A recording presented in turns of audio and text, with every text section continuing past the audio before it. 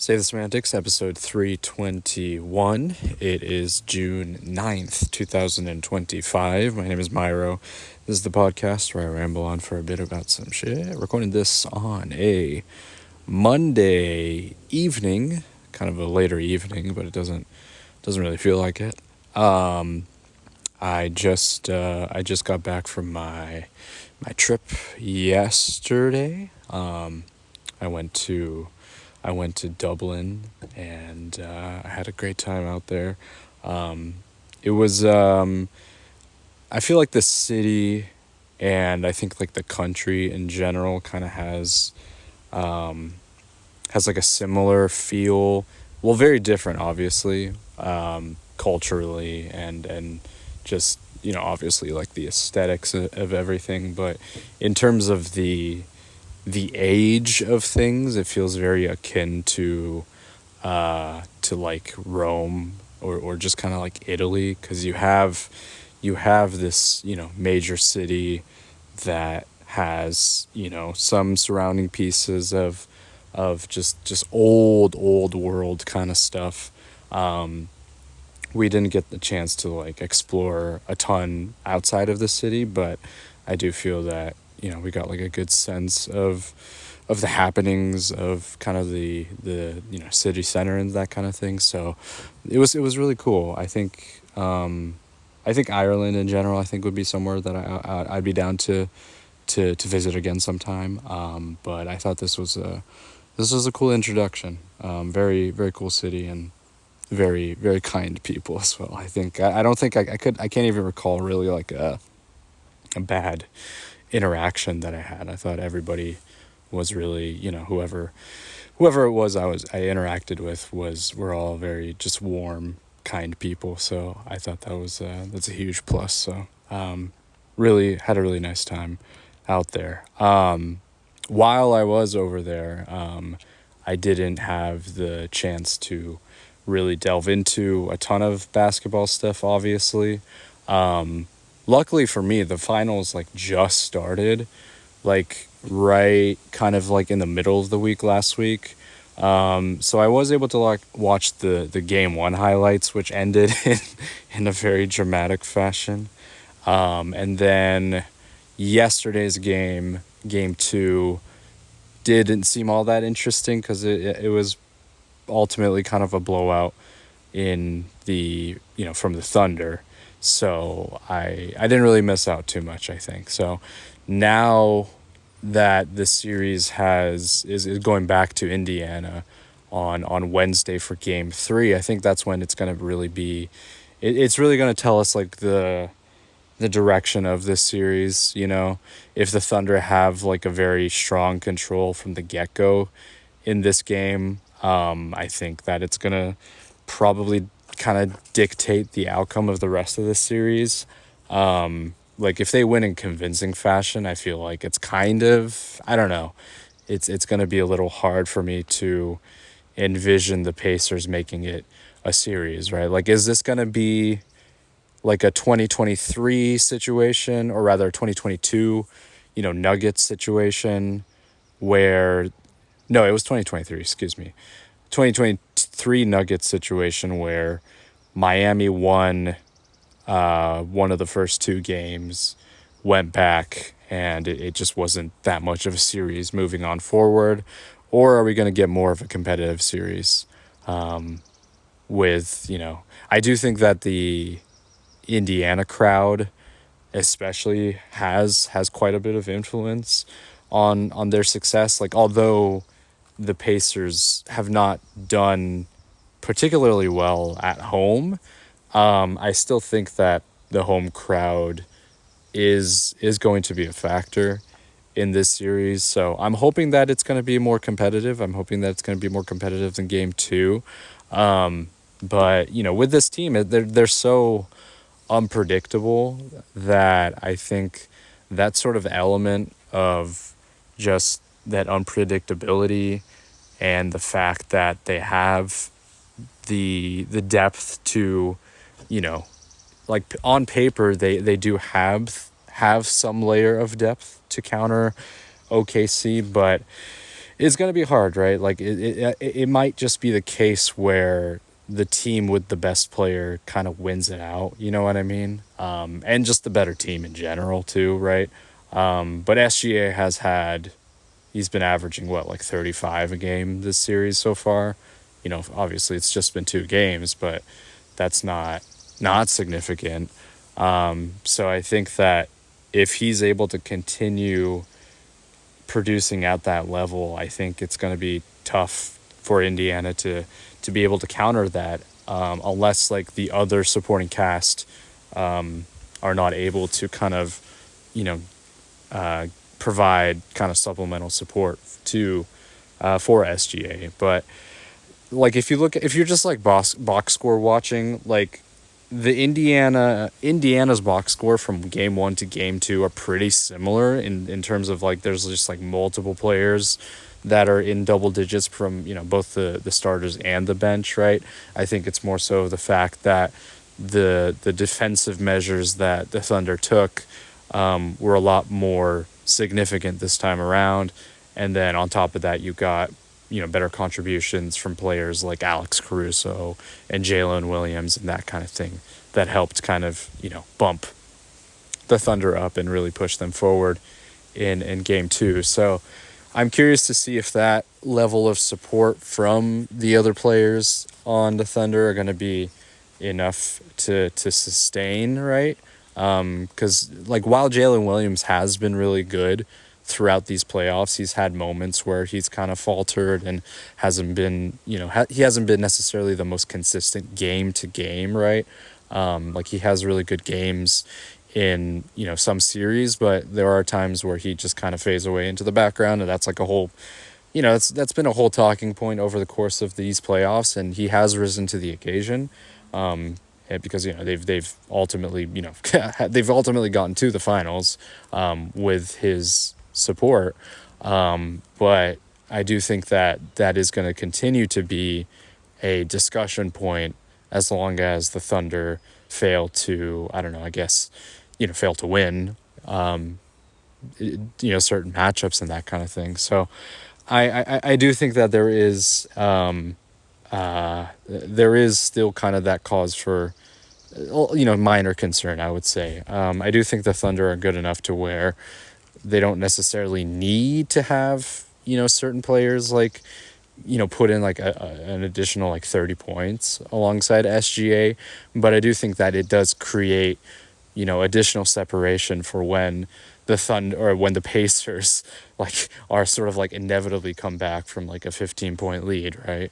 So like you need to even create like an even greater cushion than what already exists because of just this barrage that the Pacers hit you with. And OKC does have the defenders to be able to counter that.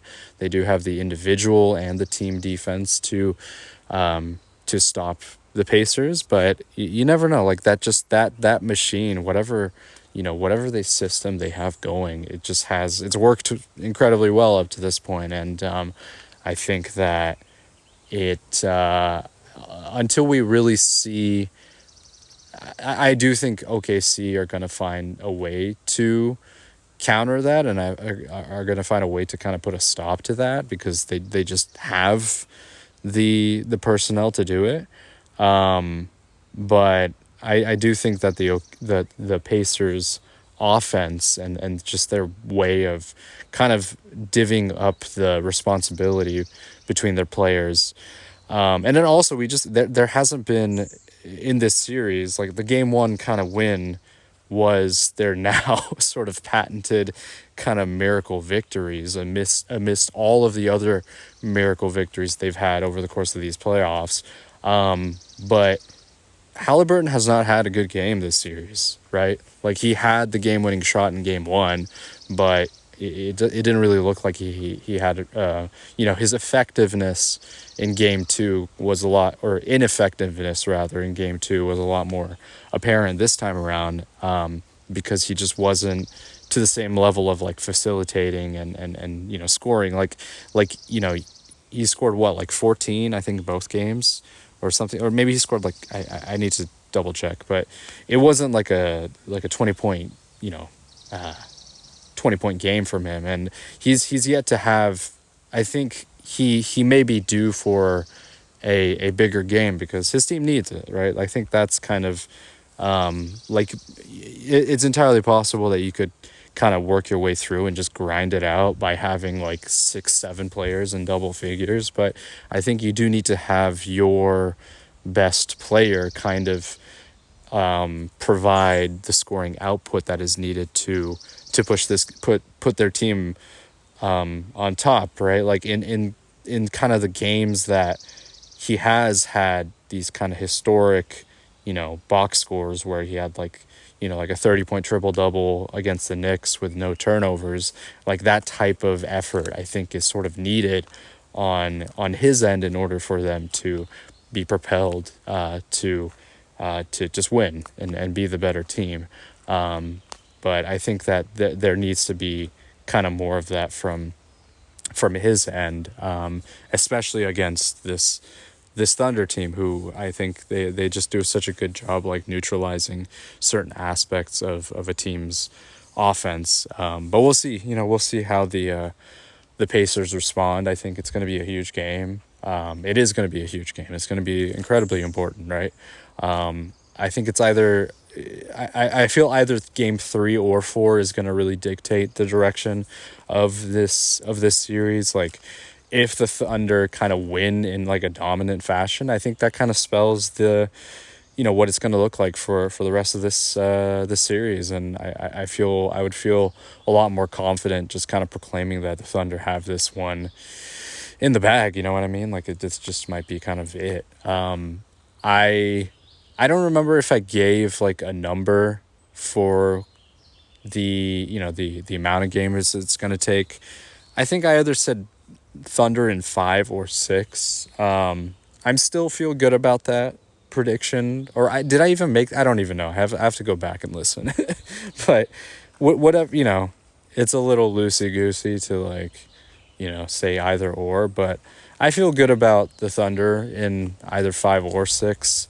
I just think that they have enough. Like the game 1 thing was just, it just might be one of those things where like the Thunder, that was just kind of their moment there. I don't. It's a little hard for me to see if that type of moment happening again, but who knows with this Thunder team or with this Pacers team. But I do think that I do think the Thunder are good enough that they can adjust and they won't allow for something like that to happen again. But we'll see. We'll see. I'm hoping that this series at least goes 6. I want this to be a bit longer of a series because the last 2 finals have been 5 games. We want to see a little more. I think these playoffs have been it's been incredible in part to the Thunder and or excuse me, the Pacers and their performance. Like they have made it like this is kind of their playoffs to remember in a lot of instances, right? Like they have owned the highlight reel for these playoffs. So it would be a bit of a shame if it just went to 5 and if they weren't able to at least push the Thunder to 6. So I'm hoping for it to at least go to 6 games. But yeah, game 3 is going to be huge.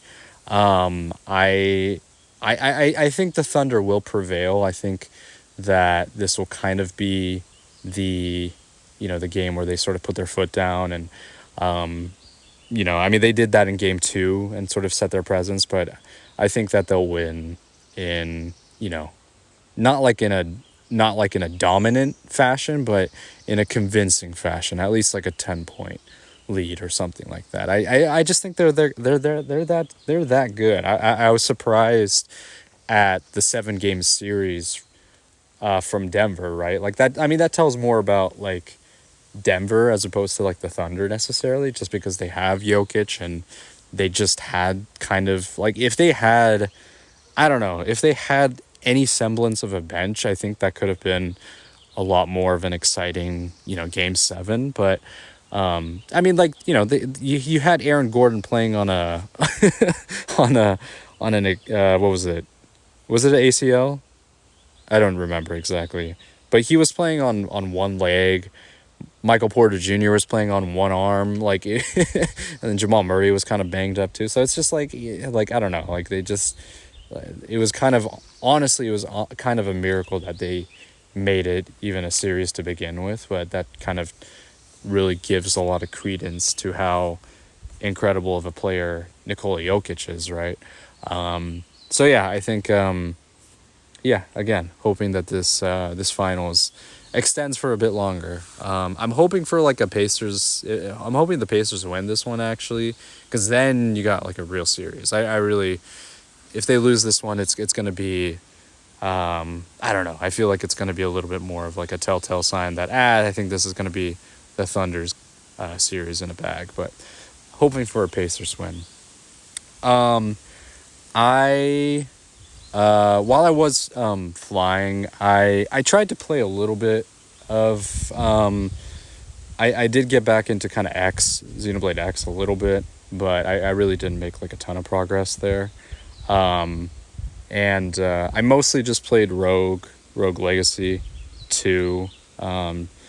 One because it was like for some I think it's because it's like there's less of a demand for my Switch to run kind of like a lower, less polygon count, whatever it might be. So just playing that kind of it shortened like it gave my Switch more time to to play.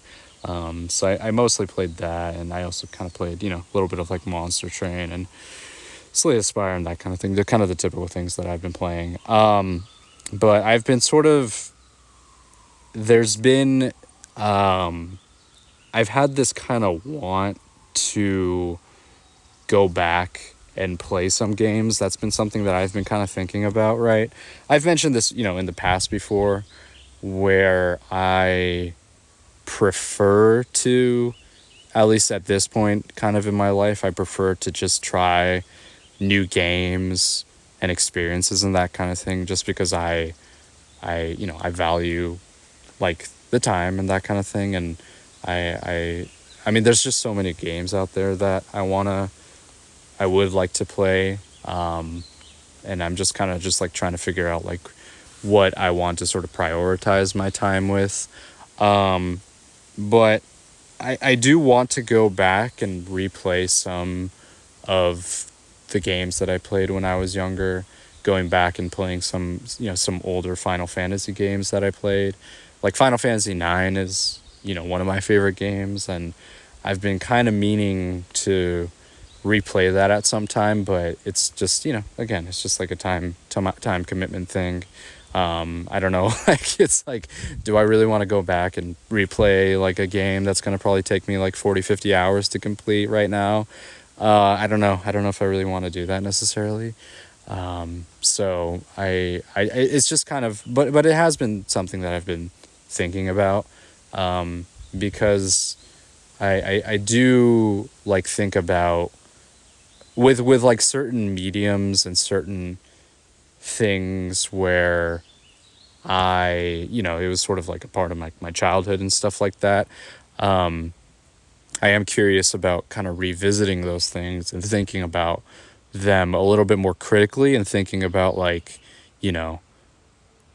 if I were to sort of re-experience this now, would it kind of take away the charm and nostalgia from my childhood? And is it even a good thing to replay something? Is it okay to kind of simply just like, once you experienced it once, is it okay to kind of put that to the side and essentially kind of move past it? I don't know. I think it depends, right? I think it depends on certain things. Like, of course, there's going to be certain, like, if you go back and listen to certain music, you can kind of feel the the date in it. Like, it feels like it was from like a certain time period, and it might not be something that you would be wanting necessarily to go back and listen to anytime soon. Like it just sort of is kind of like a relic of that time, and there's nothing wrong with that, you know what I mean? But can I, like, would I be ruining the perception of like my childhood if I were to go back and play something that had like a lot more meaning to me when I was younger, you know what I mean? Like so I have certain games on my list. I have again Final Fantasy 9, Final Fantasy 6. I have Dragon Quest 5 is a big one for me growing up. What else? Of course, I want to play Wind Waker again, but I feel like that game. I feel it would be. It's a little different with that game because I don't think I think that game most likely has aged very well, graphically, aesthetically, just in terms of the art style and everything. So I'm not necessarily worried about that, but I am looking more so kind of in the RPG vein of games that I played. And yeah, I'm just curious, like, because I, the memories that I've created with those games, I think were, you're seeing that from the perspective of when I was younger and when I was like engaging with that material for the first time. There's obviously like that sense of first time being like the most important, and I still think that's true to an extent. Obviously there are instances where games can, maybe be enhanced with like additional playthroughs. But I do think that in most scenarios, like the first time is like the most I don't know, magical in a sense, you know what I mean? And if if something is maybe replayed on, if you play it again another time, it just might not have the same effect, and that's just part of, just experiencing things through a different lens at a different age and all those kinds of things. So but yeah, I would like to play especially 9, because I think with that game in particular, the music is very, the music especially is very important to me. Honestly, I think I listen to the soundtrack more than I like necessarily engaged with the game, if that makes any sense. Like, I think I've spent more time thinking and listening to the music rather than, the game itself, in a way, right? Maybe it's not like mathematically accurate, but in terms of it, you know in terms of like it being like in the back of my head and sort of like, taking up brain space, I would say the music has had a very big impact on just my my kind of values and perceptions of games and that kind of thing, that kind of thing. So but I would like to, and also I think when you're younger, you're not, I wasn't as like cognizant of the story, and I wasn't as like, I wasn't paying that much attention. Like, I think the highlights stick out to me much more so than the finer details. And so I think this would provide a much, a good opportunity in, furthering my my understanding of the story and looking at it with more of a closer lens, and the characters and that kind of thing, right?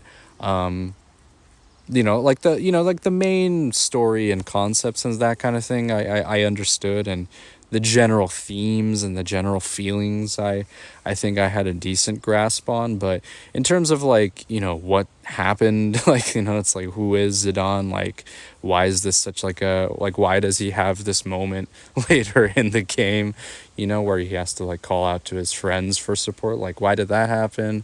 You know what I mean? Like, I think those are things that I haven't really, I didn't necessarily come to terms with, because I just couldn't, I was young and I couldn't really understand it. But I do think that, obviously now that I've, taken a bit more of a focused approach in how I look at video games and stories and that kind of thing, I should be able to kind of apply that to Final Fantasy 9.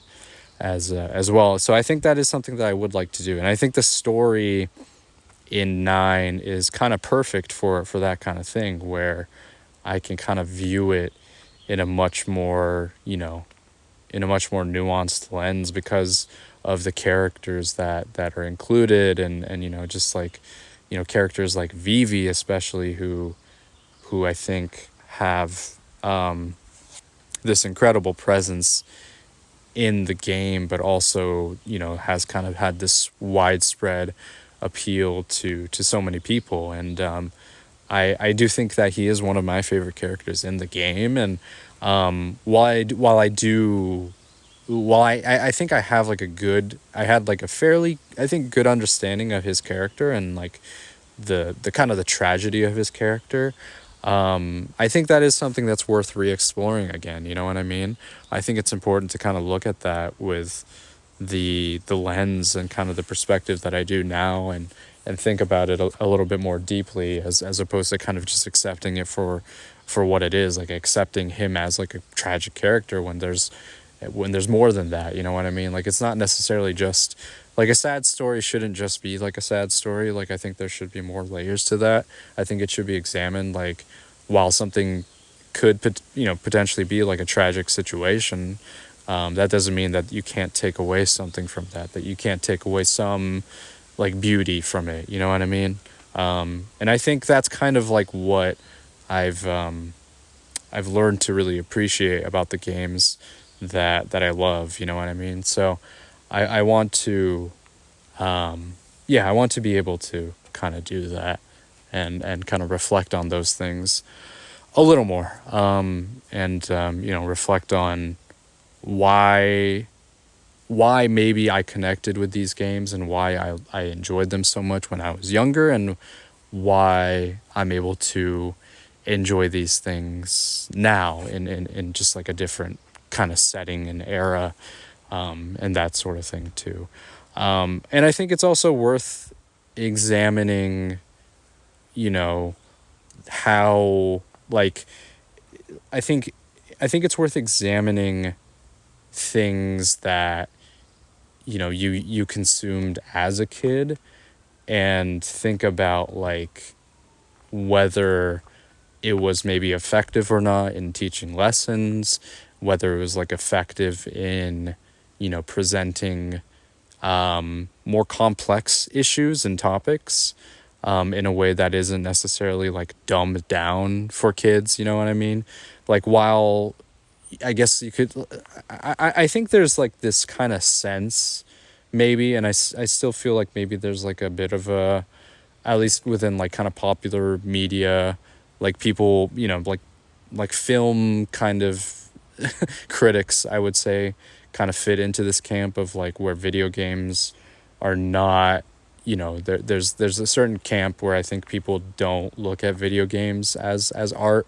I expressed this before, but my old high school teacher, English teacher, cool guy, great guy, but he was very explicit in him saying that he did not think video games were art, right? I talked about this a little while back.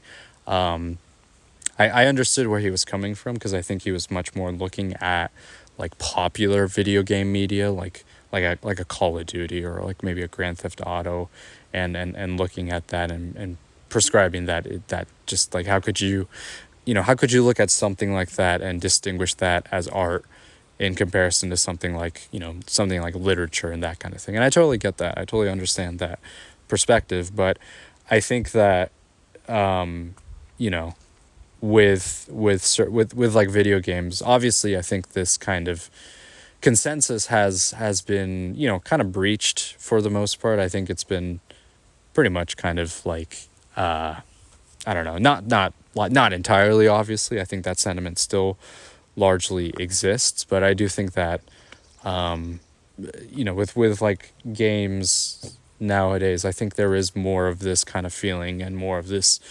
acceptance that video games are art. But I think in relation to, like kids media and what kids are able to be viewed, there is kind of this like underlying feeling that video games ultimately are kind of like a toy and are a sort of a they're a they're kind of like a it's just kind of like it's kind of superfluous. It's just kind of like for fun, and it's not really anything too much more than that. Like that is just kind of like kind of the bottom line, I think, because the popular the popular media that does exist for video games are kind of treated as such and are kind of, you know, I guess, given that sort of value, you know what I mean? And I think that, because if you look at like the most popular games out there, it's stuff like, Fortnite or I don't know, Minecraft, and I guess you could still maybe put Call of Duty up there, although it's not to the same, obviously it is still very popular, but it's not to like the same degree. And you can kind of extrapolate that to just all game media in general and just be like, bottom line, games are kind of this like entertainment product, which is true, right? Like even if you look at it from like a cynical kind of view, or even if you give it like a more charitable view, I do think that that statement is true to an extent, right? Ultimately, it is kind of like a form of escapism, and it's just like it's a game at the end of the day, and it's like not, you shouldn't like necessarily treat it as such, but for me, like I I've talked, I mean, like you could just use this podcast as an example that I don't think that way, but I think that there is like art is so powerful in a lot of ways, right? Like regardless of whatever the medium is, art is very powerful, and I think that if someone if someone finds something of value with like the art, whatever it might be, even if it's maybe considered like a shallow concept or a shallow thing, like I think there's absolutely power to it, you know what I mean? So I think it's I think in terms of it kind of relating, I'm kind of jumping all over the place here, but I think in terms of it relating to like kids media and that kind of thing, I think there is like importance in having a child kind of engage with that, and think critically about like about the way in which it's, just think more deeply about like the contents and that kind of thing. Obviously you don't like expect a kid to like read up on theory or anything like that, but I do think it's like good to engage the curiosity of something, like, hey, why is this character sad? Like, why is Zidane sad? Like, those are things that I had thought about, but I just didn't really necessarily look super deep into it. It was just kind of like an acceptance, like he was sad and then he was no longer sad because his friends were there, right?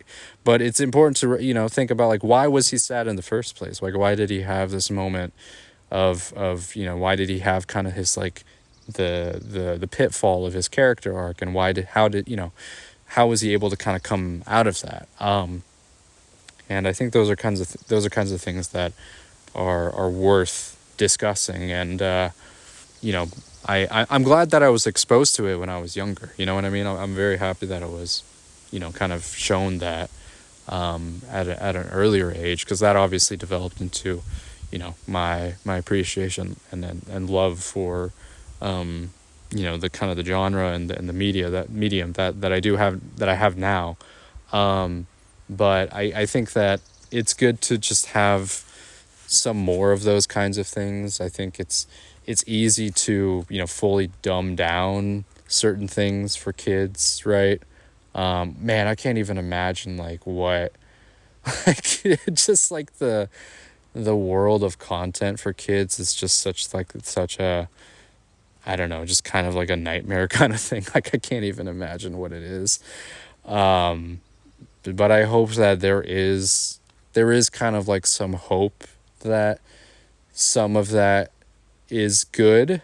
I hope that I hope kids read. I hope kids read more than I do. I know it's hard. I get it. It's so hard to like, especially if you're like exposed to like such short form content earlier on. Like I can't even, like, how do you even, like, I would not, I mean, look, I think it would just be, it's going to be important like how the parent raises the child and everything, but with how pervasive this kind of, how like TikTok and, like YouTube shorts and that kind of thing is, just with like everybody in general, I think it's going to be hard to move away from that.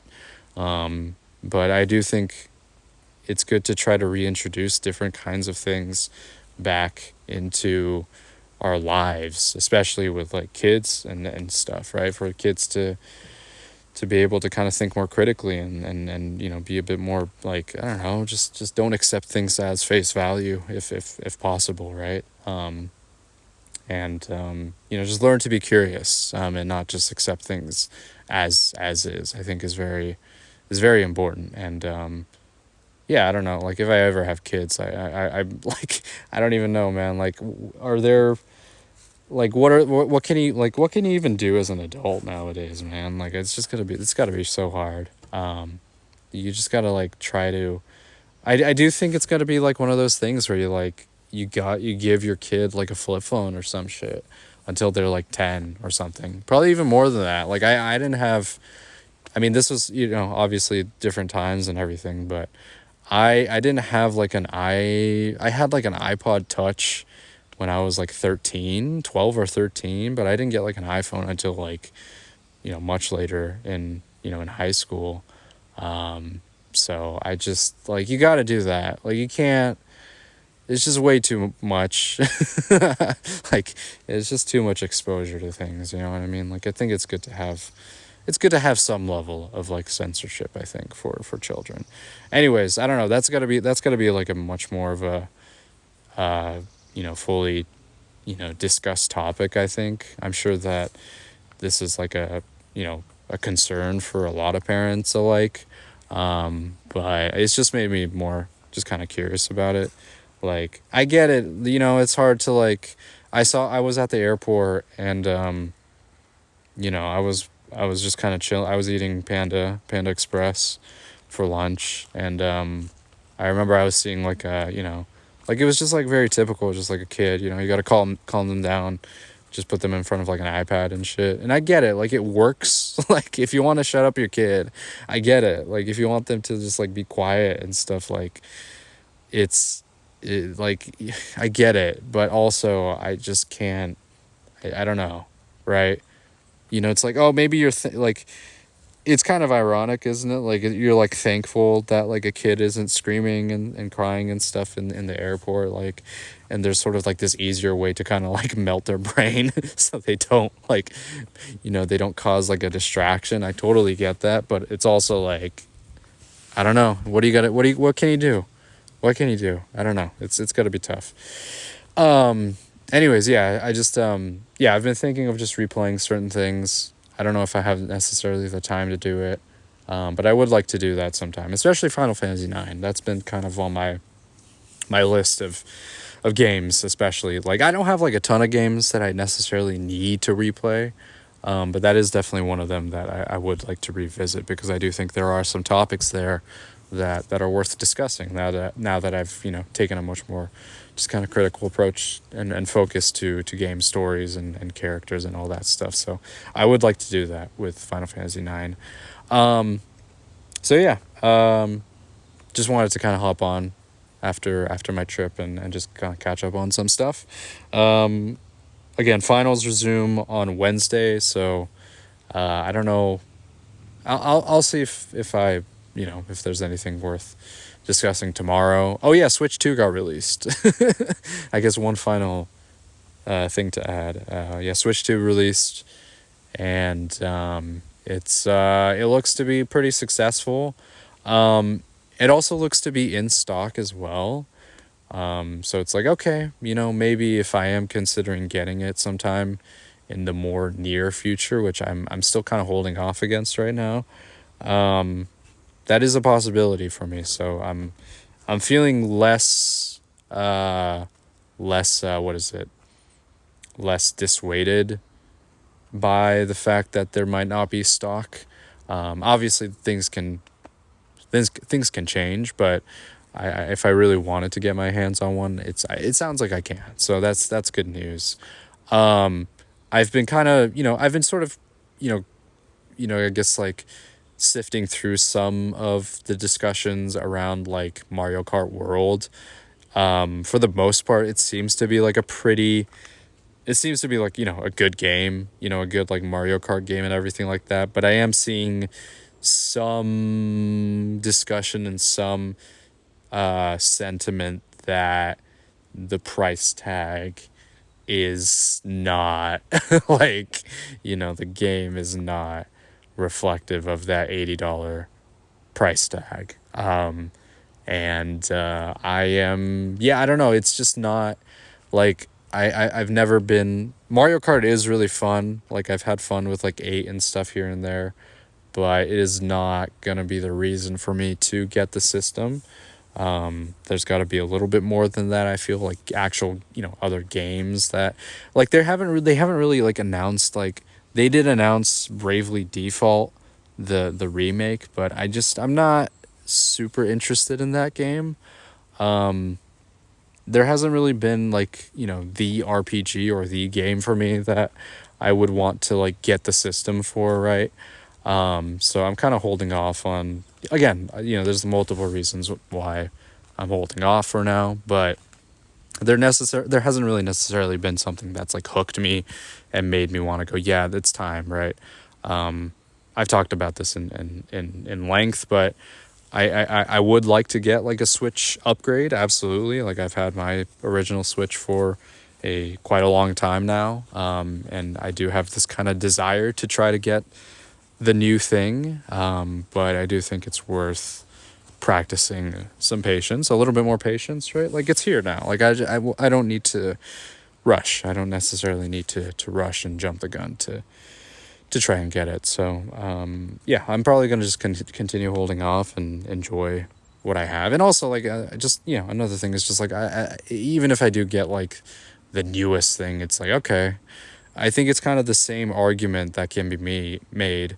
Like while the system is backwards compatible, it's like the same argument can be made for me not getting like a PlayStation 5, right? Like it's like, okay, sure, like there might be like one or two games that I get, but is it worth the amount of money that I pay for all of this just to play like this game, right? Like I don't know. I think there needs to be a little bit more of a larger library. Like although again, backwards compatibility huge, one of the most important things, and I'm glad that they have that. But also there has to be, I think, a little bit more for me to kind of, entice me to pick one up. So yeah, so Switch 2 is out. It looks like consensus for the most part is like it's good. Mario Kart World looks good. But we'll see, what else is going to be coming out, and what it's going to kind of look like for the remainder of this year. Anyways, that's going to do it for this episode. Thanks for listening as always. This has been Save the Semantics, signing off.